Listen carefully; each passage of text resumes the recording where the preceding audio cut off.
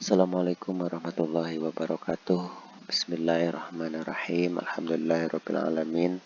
Wassalatu wassalamu ala ashrafil anbiya'i wal mursalin Sayyidina wa maulana Muhammadin wa ala alihi wa ashabihi ajmain. Amma ba'du. Ayeuna urang ngaoskeun Kitabuz Zakati, kitab matan goyah wa takrib. Urang aos urang bahas ieu Kitabuz Zakati, kitab martelakeun zakat. Bismillahirrahmanirrahim. Qala al-musannifu rahimahullahu ta'ala wa nafa'ana Allahu bihi wa bi ulumihi fidarani amin radhiyallahu ankum. Kitabuz Zakati ari ieu eta kitab buat martelakeun zakat. Tajibu wajib naon az-zakatu zakat fi khamsati asya'a dina 5 pirang-pirang perkara. Wahia jeung ari ieu khamsatu asya'a al-mawashi nyaeta pirang-pirang peternakan, wal asmanu jeung pirang-pirang laladangan emas perak, wazuru'u jeung pirang-pirang pepelakan, wasimaru jeung pirang-pirang bubuahan.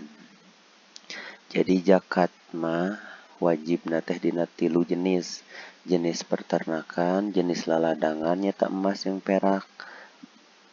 Atanapi pertambangan jenis pepelakan bahan anu nguatkeun makanan pokok jeung jenis bubuahan. Wa urudut tijaroti jeung urudut tijaroti jeung pirang-pirang benda dagangan. Jadi aya 5, mawashi, asman, zuru, simar jeung urudut tijaroh. Pa'amal mawashi maka anapun ari pirang-pirang peternakan, patajibu maka eta wajib naon az-zakatu zakat bisalah sati ajenasin dina 3 pirang-pirang jenis minha tina ieu mawashi.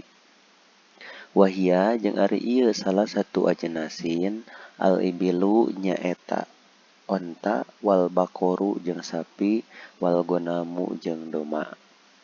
Jadi peternakan anu wajib di zakatan mah kur aya 3 jenis nyaeta onta, sapi, sareng jenisna sapi seperti kerbau, doma cereng eme. Berarti lamun dirincikeun mah aya 5 onta, sapi, kerbau, doma jeung eme. Wasyaro itu wujubiha jeung ari pirang-pirang syarat wajibna ieu zakat mawashi sitatu asya'a eta genep pirang-pirang perkara. Al-Islamu kahiji Islam, wal hurriyatu jeung merdeka, wal milku jeung milik atamu anu sempurna, kepemilikanna sempurna. Wa nisabu jeung nisab teh batas minimal wajib zakat aya ketentuanana sabaraha jumlahna nu wajib dijakatan. Wal haulu jeung tepung taun, wasaumu jeung aburan. Jadi hewan nu wajib dijakatanna diabur, dikembala. Wa amal asmanu jeung anapun ari pirang-pirang laladangan, pasyai'ani maka nyaeta 2 perkara. Az-zahabu kahiji emas, wal fiddatu jeung perak. Di asman mah 2 emas jeung perak. Wasyaro itu wujubi zakati jeung ari pirang-pirang syarat wajib zakat piha dina asman, khamsatu asya'a eta 5 pirang-pirang perkara. Al-Islamu kahiji Islam, wal hurriyatu jeung merdeka, wal milku jeung kepemilikan atammu anu sampurna, wa nisabu jeung nisab, wal haulu jeung tepung taun. Jadi zahab wal fiddah syaratna aya 5. Islam jelemana kudu Islam bari merdeka sanes abid, jeung kepemilikan kana emas jeung perakna kudu sampurna milik sendiri, jeung nisab aya batas tertentu, jeung haul tepung tahun kepemilikan dalam jangka waktu 1 tahun. Dalam jangka waktu 1 tahun tepung nisab, nah maka wajib dijakatan. Wa mazuru jeung anapun ari pirang-pirang pepelakan, patajibu maka eta wajib naon az-zakatu zakat piha dina zuru bisalah sate syara'ito ku 3 pirang-pirang syarat. Ayakuna hiji kudu aya ieu zar'u mima eta tetep tina barang yazra'u anu melak hu kana ieu mah saha al-adamiyuna bangsa jalma. Jadi anu wajib di jakatan teh eta pepelakan nu dipelakeun ku jalma gitu. Syarat kahiji. Wa ayakuna jeung kudu aya ieu zar'u kutan eta makanan pokok mudah khoron anu bisa disimpen. Jadi anu dipelakna atau anu dipelakna teh eta makanan pokok seperti pare beas. Wa yakuna jeung kudu aya ieu mah nisoban eta nisob tos nisob. Wa huwa jeung ari ieu nisob khamsatu ausukin nyaeta 5 ausuk. La kisro anu teu aya cangkang eta tetep alaiha kana ieu khamsati ausukin. Penjelasanna kieu anu wajib di jakatan dina pepelakan teh kudu memenuhi 3 syarat. Kahiji, anu dipelakna teh eta dipelakna ku jalma. Bari anu dipelakna teh makanan pokok anu bisa disimpan, pare tah eta makanan pokok kan. Jeung hasilna teh kudu geus memenuhi nisab.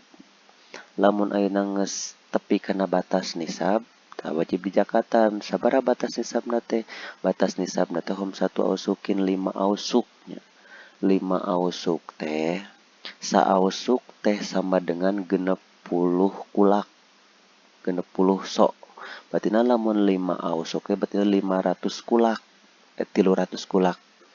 Ingat, hiji ausuk sama dengan 60 kulak. Lamun 5 ausuk berarti 5 kali 60 sama dengan 300. Berarti 300 kulak. Lamun ayeuna pare panenna geus memenuhi batas 300 kulak wajib di jakatan. 300 kulak teh berarti sakulak teh pan lamun jakat pan sakulak mun jakat fitrah. Tah jakat fitrah teh pan lamun dikilokeun mah 2,5 kilo, 2 kilo setengah. Kalikeun we 300 kulak teh berarti sakulakna 2 kilo setengah. Berarti 300 kali 2 kilo setengah sama dengan 750 kilo. Berarti 750 kilo tah.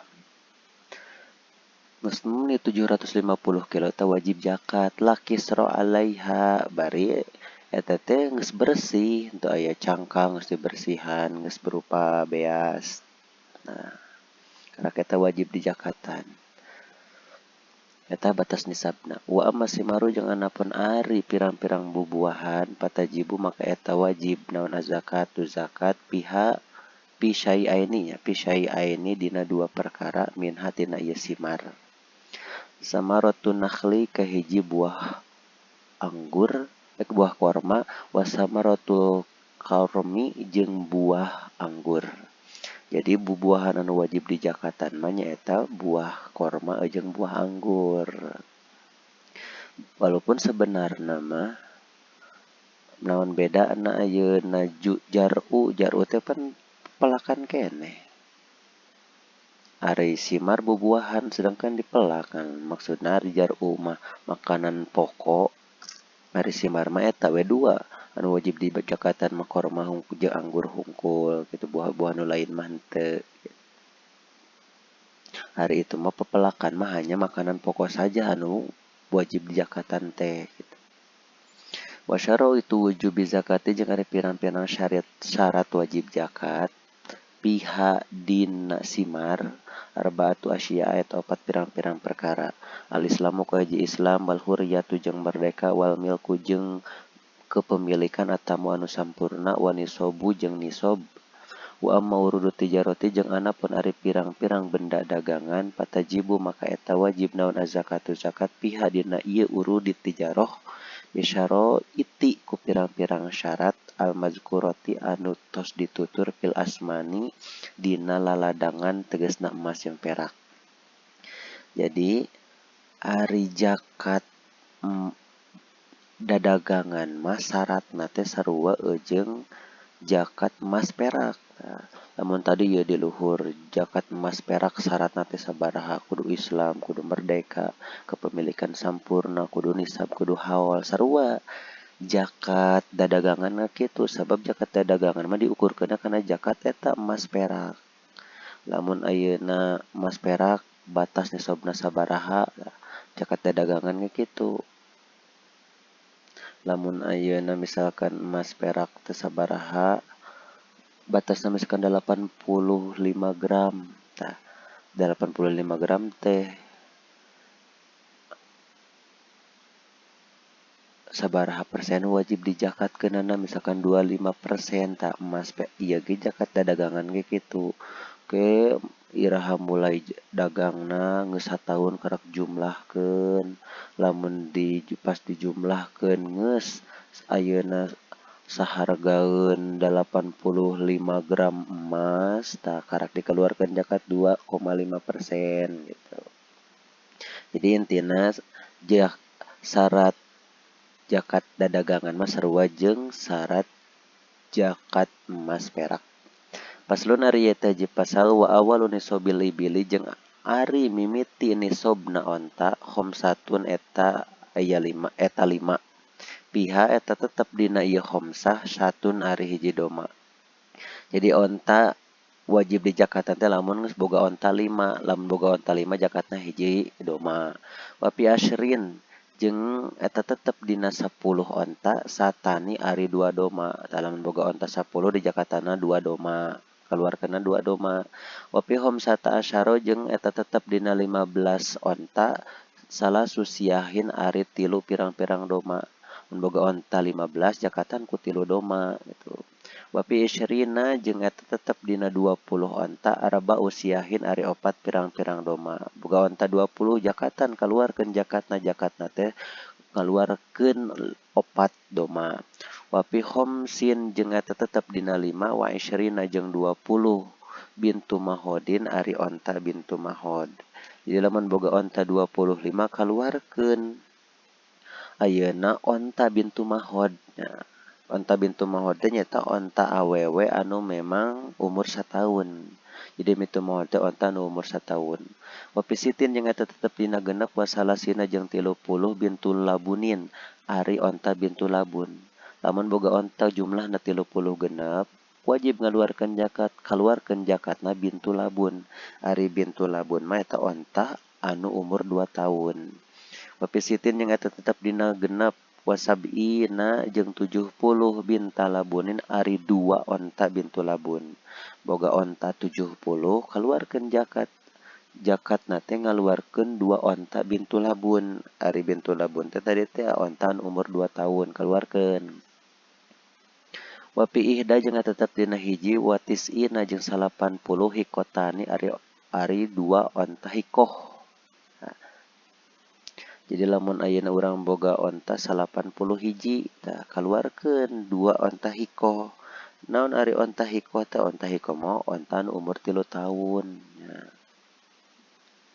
Wapi miatin jeung tetep dina 100 wa ihda jeung hiji wa isyrina jeung 20 onta salasu bana tilabunin ari 3 pirang-pirang onta bintu labun. Jadi lamun boga onta 120 hiji kaluarkeunna teh 3 onta bintu labun. Bintu labun teh tadi onta anu umur 2 tahun. Keluarkeun 3. Wa pikulli arba'ina jeung eta tetep dina saban-saban 40 bintu labunin ari onta bintu labun. Wa pikulli khamsina jeung eta tetep dina saban-saban 50 hikotun ari onta hikoh. Tadi hitunganna kieu. Jadi ketika urang boga onta 120 hiji kaluarkeun zakatna 3 onta bintu labun. Lamun boga onta 120 hiji. Tah jumlah eta teh setiap ayeuna tambahna 40 misalkan 120 hiji pek teh urang boga tambahna 40 tamahan sabintu labun deh jadi 4 beratina. Mun 120 hiji ditambah 40 sabaraha? Berartina 160 hiji. Ketika urang boga onta 160 hiji tamahan asalna ngaluarkeunana 3 ayeuna jadi 4 taman. Jadi setiap tamahna 40 tina 120 hiji eta kaluarkeun deui hiji bintu labun. Aya 120 hiji terus 120 hiji 2 2 2 terus sampai 130 sehingga tamahna can 40 mah ngaluarkeunna 3 we. Sarua jumlahna jeung 120 hiji. Jadi lamun boga onta 120 hiji kaluarkeun onta bintu labun 3. Lamun ayeuna boga deui onta 40. ari tamahna kurang ti 40 mah keukeuh ngaluarkeunna tilu-tilu keneh. Lamun tamahna 40 tamahan deui ngaluarkeunna jadi 4 bintu labun gitu. Wa fi kulli khamsina hiqatun lamun ayeuna tamahna 50 ya. Ieu mah 50 tamahna teh asal 20 hiji tambah 50 tah kaluarkeunana ieu mah lain ditamahan ku bintu labun lain jadi 4 bintu labun, 3 bintu labun anu hiji mah hontah hikoh berarti na kitu. Ya setiap dina 120 hiji teh lamun tamahna 40 mah tamahan deui ku bintu labun jadi 4 baratina. Lamun tamahna 50 mah eta jadi ontah hikoh. Tuh. Paslun ari eta hiji pasal wa awalun nisabil bakore jeung ari mimiti nisabna sapi salasuna eta 30 wa piha jeung eta tetep dina salasuna tabiun ari sapi tabi. Jadi sapi wajib dijakaten ketika jumlahna geus mencapai 30. Ketika 30 maka keluarkeun zakatna nyaeta zakat teh sapi tabi. Ari sapi tabi teh nyaeta sapi anu umur 1 tahun nya. Sapi anu umur 1 tahun. Wapi arba'ina jeung eta tetep dina 40 musinatun ari sapi musinah. Jadi ketika boga sapi 40 kaluarkeun zakatna nyaeta sapi musinah sapi anu umur 2 tahun. Wa ala hada jeung kana ieu abadan dina salawasna pakis maka kudu ngukurkeun anjeun saterusna ieu mah saterusna ukurkeun ku anjeun. Ukuranana lamun 30 sabaraha, mun 40 sabaraha, lamun tamah di 30 ditambah di batina tabina jadi tabi, lamun tamah di 40 di musinah gitu. Jadi setiap 30 mah setiap boga 30 keluarkeun sapi tabi, setiap ditambah 40 keluarkeun musinah. Terus kieu urang boga sapi 30 keluarkeun hiji sapi tabi. Baik nu 30 eta teh tambah aya tamahna 40 berarti jadi 70 nya. Tah mun jadi 70 keluarkeun hiji musinah. Gitu. Tamah di 40 keluarkeun jadi musinah, tamah di musinah jadi 2 musinahna. Tamah di 40 dikeluarkeun jadi 3 musinah. Terus saterusna eta mah lamun kurang ti 40 mah tetap lamun ayeuna tambahna kurang ti 40 maka tetap ngaluarkeunna teh hiji-hiji keneh. Tambah 70 berarti na musinah, tambah di tabi jeung musinah. Tambah di 40, tambah di berarti na tabi hiji musinahna 2 gitu. Paslon ari eta hiji pasal wasalun nisabil gunami jeung ari mimit ti nisab doma atau eme arbauna eta 40. Boga me 40 karek wajib zakat. Wapiha jeung tetep dina arbauna satun. Ari hiji doma jad'atun anu umur 1 tahun. Jadi satun jad'at teh doma anu memang bisa dipakai eka jeung pakai kurban, bisa genep sampai umur 1 tahun nya. Genep bulan atau umur 1 tahun asalkan bisa dipakai kurban. Minadoni tina doma. Awasaniatun atau umur 2 tahun minal maizi tina eme. Jadi lamun ayeuna doma mah umur 1 tahun kaluarkeunana, lamun memang umur 2 tahun. Nah, mun boga doma 40 kaluarkeun hiji doma nu umur 1 tahun. Tawal mun ayeuna boga eme 40 kaluarkeun hiji eme anu umur 2 tahun gitu. Wapi miatin yang tetep dina 100 wa ihda jeung hiji wa isrina jeung 20 satani ari 2 doma. Ya lamun boga doma 120 hiji kaluarkeunna 2 doma. Wapi miataini jeung eta tetep dina 200 wa wahidatin jeung hiji salah susiahin ari 3 doma. Boga doma 200 hiji nah kaluarkeun 3 doma. Wapi arba'i miatin jeung eta tetep dina 400 arba usiahin ari 4 pirang-pirang doma. Boga doma 400 kaluarkeun 4 doma. Wapi kulli miatin jeung eta tetep dina saban-saban 100 satun ari hiji doma. Tadi lamun boga 400 kaluarkeun 4 doma. Tah setiap tambahna 100 tambahan deui hiji. Misalkan boga doma 400 keluarkan 4 doma. Pek teh boga di tamahna 100 jadi 500 meureun jadi 5 doma. Keluarkan boga di 100 tambah di jadi genep doma gitu. Masalah ari ieu teh pasal wal kholitoni jeung ari campur ataupun join. Yuzakiani eta ngajakatan duanana zakatal wahidi kana zakat anu hiji nu saorang. Misab isyaro itu ku 7 pirang-pirang syarat. Ya emang ngajelaskan tentang join. Jadi ketika join dua orang, maka nu jakatan mas jakat nu saurang we gitu. Dengan syarat dengan 7 syarat.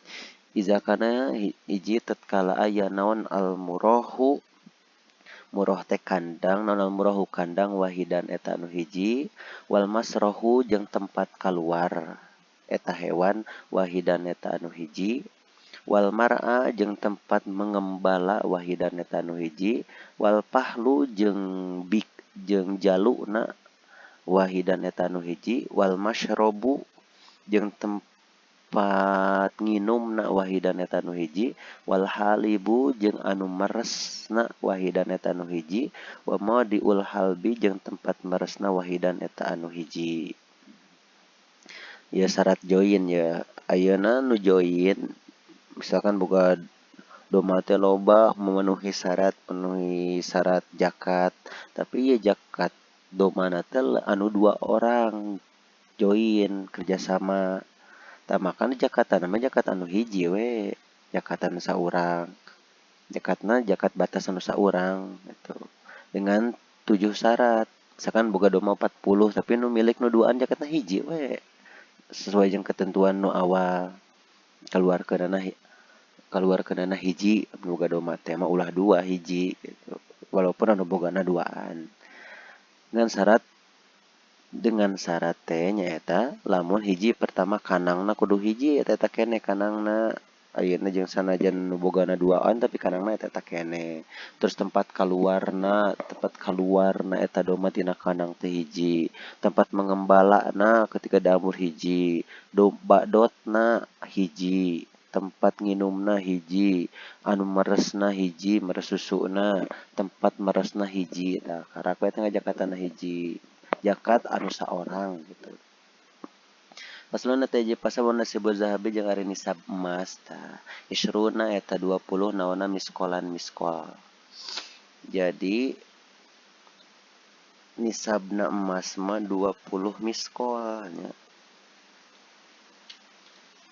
20 miskol sabaraha miskol teh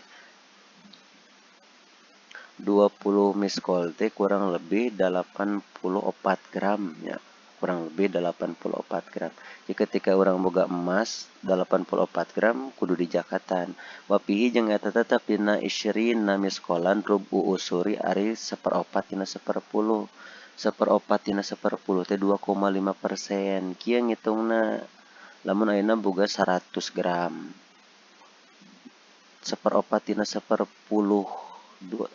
100 gram misalnya urang boga emas 100 gram 1/4 tina 10 teh kumaha tah anu 100 teh bagi heula 10 berarti na sabaraha lamun 100 bagi 10 nya 10 nu 10 teh dibagi 4 2,5 setengah 2,5 dikali 4 10 jadi 1/4 10 teh kitung-kitungna jumlah anu gedena dibagi 10 karak we dibagi 4 jadi 1/4 tina 10 ataupun 2,5% gitu. Jadi ketika boga emas 20 miskol keluarkeun zakat 2,5%.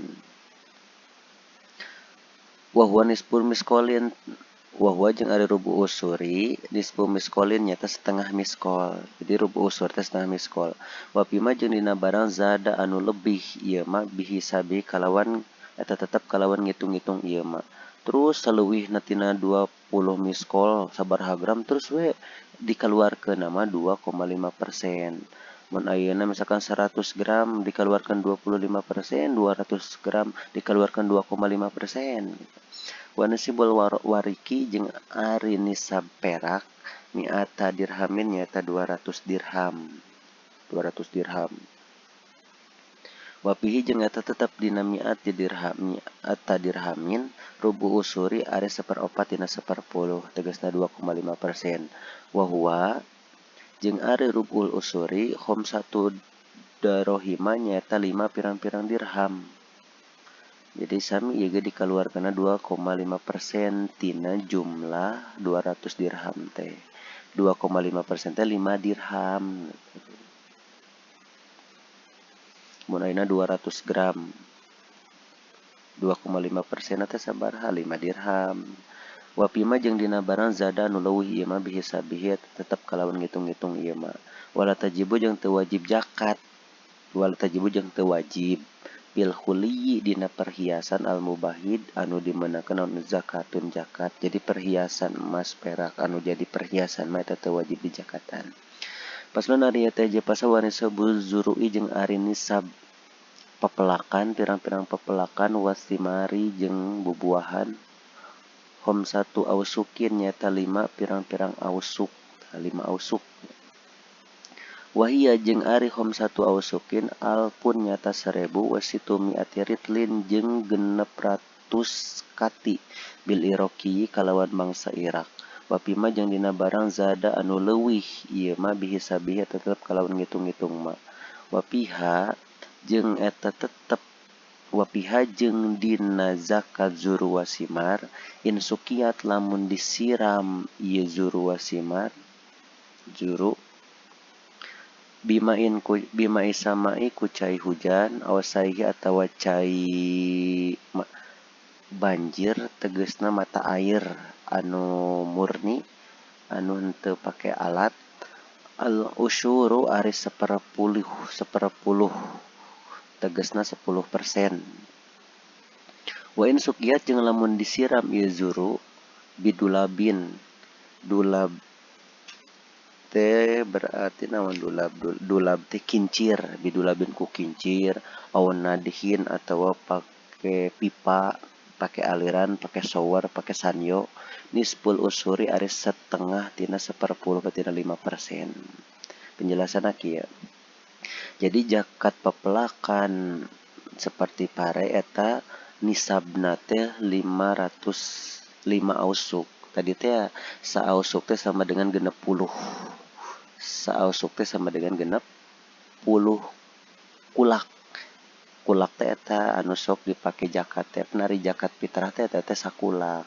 Ari zakat fitrah teh pan 2,5 kilonya 2,5 kilo. Lamun ayeuna sakulak 2,5 kilo sedengkeun ayeuna saausuk ieu teh pan 60. Berarti hiji ausuk sama dengan 60 kulak. Lamun 5 ausuk sama dengan 5 kali 60 sama 300. Berarti 5 ausuk teh sama dengan 300 kulak. 5 ausuk sama dengan 300 kulak. Sabab saausukna 60 kulak. 5 kali 60 sama dengan 300. Tanggeus jadi kulak, 300 kulak ya pokokna mah. Hitungkeun pan sakulak teh 2,5 kilo. Seperti dina naon? Dina zakat fitrah. Pan dina zakat fitrah teh anu dikaluarkeun teh sakulak. Ai sakulak teh 2,5 kilo. Nya 2,5 kilo ya. Kalikeun we 300 kulak teh berarti sabaraha kilo? Eta we 300 kali 2,5 kilo. Berarti sama dengan 750 kilo. Jadi 500 ausuk sama dengan 300 kulak. 300 kulak sama dengan 750 kilo. Nah, keluarkan zakatna. Zakatna teh lamun ayeuna si parena pengairanna teh murni ieu mah tanpa biaya ieu mah ku cai hujan ataupun ieu mah make mata air anu murni tanpa biaya eta mah dikaluarkeunana 10%. Lamun ayeuna 1 ton teh kaluarkeunana sakintal 10%. Tapi sabalikna lamun ayeuna pengairanna pake biaya pake dulab teh pake kincir pake sanyo. Nah, eta mah 5%. Berarti lamun ayeuna 1 ton teh ngaluarkeun zakatna 50 kilo. Tuh.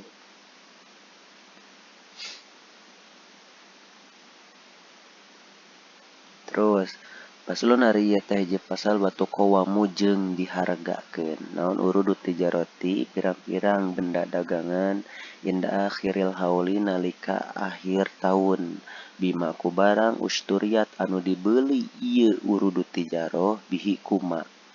Wa yuhraju jeung dikaluarkeun min zalika tina ieu urudut tijaroh rubul usuri naon rubul usuri 1/4 tina 10 tegasna 2,5%. Wama jeung ari barang ustuhrija anu dibeli ieu min ma'adin dahabi tina pertambangan emas wal fiddati jeung perak yuhroju eta dikaluarkeun minhu tina ieu naon rubul usuri 1/4 tina 10 pil hali dina harita. Wama jeung ari barang ustuhrija anu dikaluarkeun ieu min ma'adin zahabi tina pertambangan emas wal fiddati jeung perak yuhroju eta dikaluarkeun minhu tina ieu naon rubul usuri 1/4 tina 10 tegasna 2,5% pil hali dina harita. Wama jeung ari barang yujadu anu dipanggihan ieu min ari kazi tina harta karun papihi maka eta tetep dina ieu al humusu ari 1/5 tegasna 20%. Coba kieu penjelasanana. Jadi zakat dadagangan mah nyaeta carana teh urang mimiti dagang tanggal sabaraha bulan naon hitungkeun terus geus tepi sataun pas akhir tepi sataun hitung sakabeh pendadagangan teh dihitungna bimaus curiat bihi ku jenis uang anu dibelina balanyana make rupiah make duitkeun kabeh.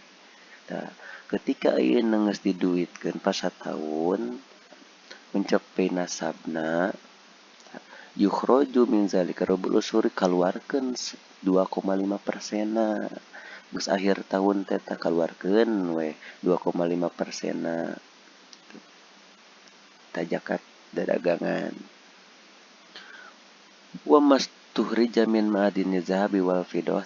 Adapun ari zakat pertambangan ya beda deui antara zakat emas jeung perak anu tadi. Ari emas perak tadi mah kan urang boga emas perak nang meuli eta mah aya nisoban, aya haulan, namun boga emas 84 gram karak wajib zakat. Mun boga perak misalkan 200 dirham karak wajib zakat. Ieu mah teh dina pertambangan. Urang boga emas perak hasil pertambangan. Tah eta mah teu ngabutuhkeun nisob, teu ngabutuhkeun haul. Eta mah eueuh batas tertentu wajib zakat. Terus di eueuh waktu tertentu wajib zakat ketika menang dina pertambangan wajib dikaluarkeun 2,5%. Ketika urang boga pertambangan aya emas pertambangan emas kaluarkeun we langsung hari teh zakatna nyata 2,5%. Jadi ieu mah eueuh batas tertentu, eueuh nisab, eueuh haul, eueuh waktu tertentu. Kaluarkeun we langsung. Wa ma yujadu minari kaji papi humus terus lamun aya harta karun urang mangi harta karun tah. Ari harta karun mah wajib zakat teh al humus teh 20%. Al humus teh pan 1/5. 1/5 teh kieu. Lamun ayeuna boga 100 gram. 100 gram dikali hiji dibagi 5 20. Jadi al-humus teh 20%. Tah. Paslon ari teh pasal wa tajibu jeung wajib naon zakatul fitri zakat fitrah bisalah sati asya aku tilu pirang-pirang perkara. Al-Islamu kaji Islam wa bi gurubi syamsi jeung ku sabab syurukna panon poe min akhiri yaumin tina anu akhir poe min syahri Ramadana tina bulan Ramadan. Wa wujudul fadli jeung ayana leuwih an kutihi tina bekal jalma wa kuti iyalihi jeung bekal keluargana jalma bizalikal yaumi dina eta poe. Wa yuzaki jeung ngajakatan jalma an nafsihi tina dirina jalma wa aman jeung zakat jeung ngajakatan ti jalma talzamu anu wajib hu ka eta jalma naon nafqatuhu nganafkahan ieu man minal muslimina ti pirang-pirang muslim soan kana sakulak an kuti baladihi tina makanan pokok lemurna eta man wa qadruhu jeung ari kadarna ieu soan homsatu artolin nyata 5 pirang-pirang kati wasulusun yang seperti lu bil Iraqi kalawan bangsa Irak. Nah, iya. Zakat fitrah teh wajib zakat fitrah teh ku 3 perkara. Pertama Islam, jalma Islam wajib ngaluarkeun zakat. Asal Islam ngaluarkeun zakat. Jalma anu lahir ka dunia wajib ngaluarkeun zakat. Fitrah zakat fitrahnya. Terus waktuna wa bi gurubi syamsi wajib zakat soteh ketika manehna memasuki akhir poe dina bulan Ramadan.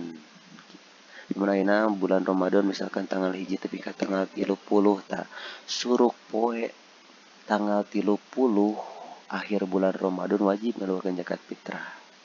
Pas malam takbir berarti pas malam takbir. Misalkan tanggal 1 tepi ka tanggal 30 pan tanggal 30 eta hari terakhir puasa. Suruk panon poe teh pan magrib pas buka magrib poe terakhir bulan Ramadan teh tah surupan poe magrib malaman takbir eta wajib ngaluarkeun zakat. Hingga maksudna kumaha? Lamun jalma ngasaan hirup ti 2 bulan, bulan Ramadan jeung bulan Syawal maksudna ya wajib ngaluarkeun zakat. Jadi zakat fitrah mah zakat badan. Asalkan jelema lahir ka dunia teu memandang umur eta wajib zakat. Orok keneh wajib zakat asalkan ngasaan hirup di 2 bulan, bulan Ramadan jeung bulan Syawal.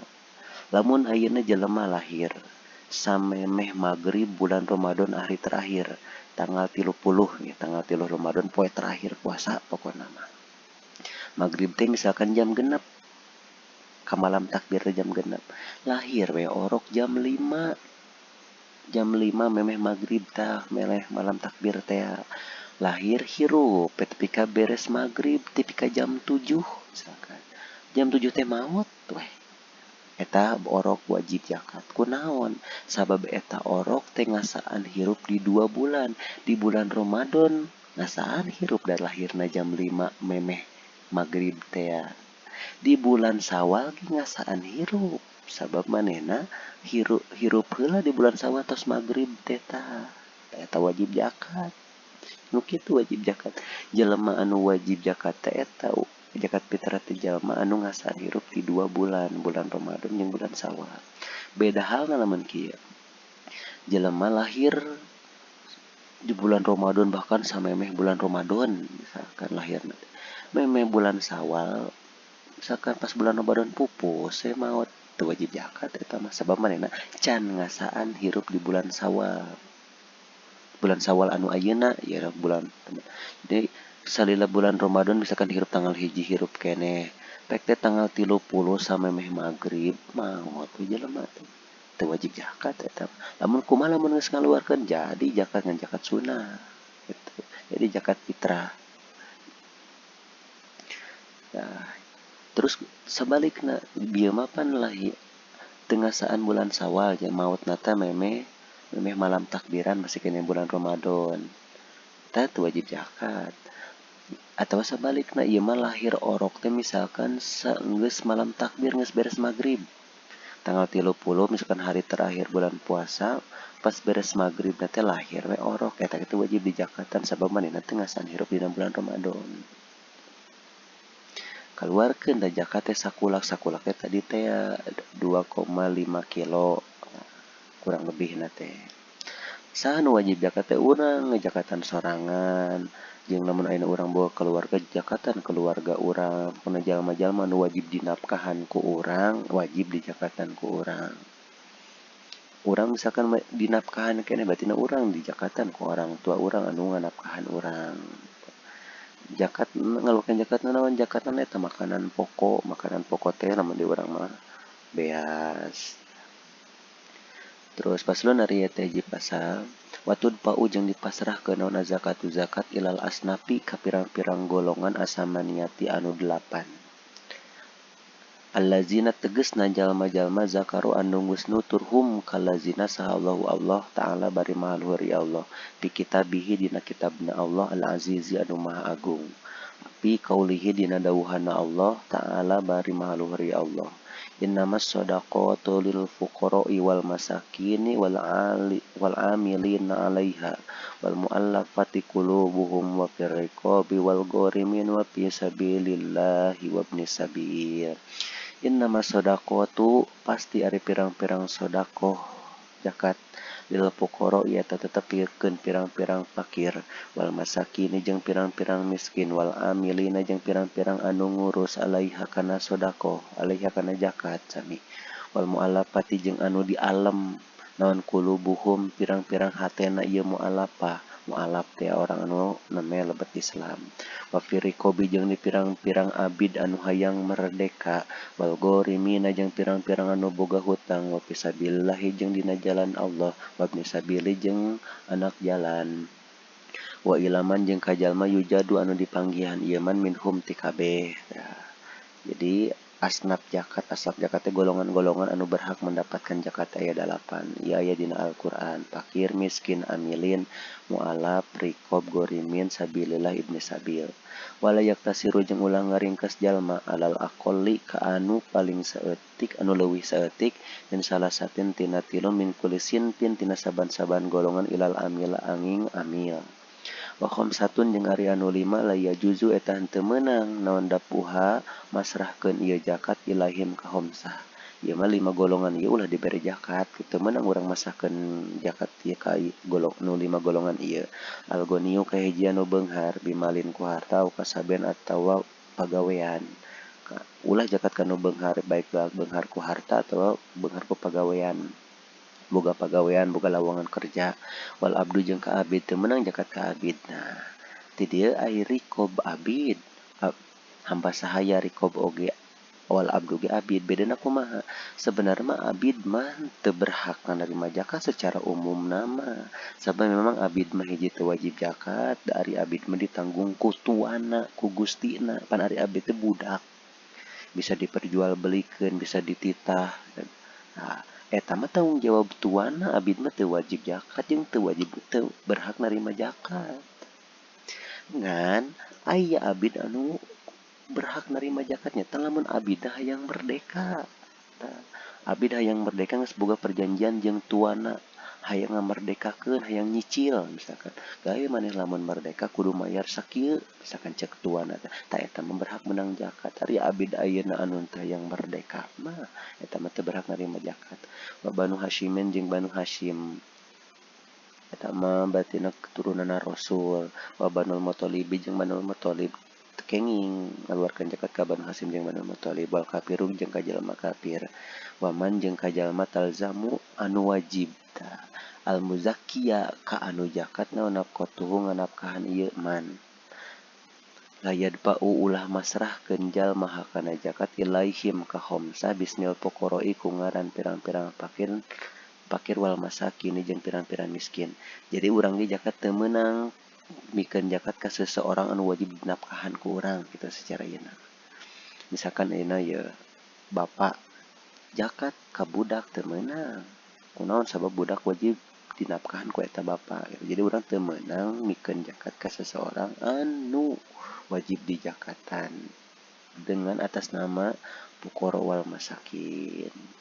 Eta bab zakat tina kitab Matan Goyah wa Takrib. Wallahu a'lam, mudah-mudahan saya manfaat. Assalamualaikum warahmatullahi wabarakatuh.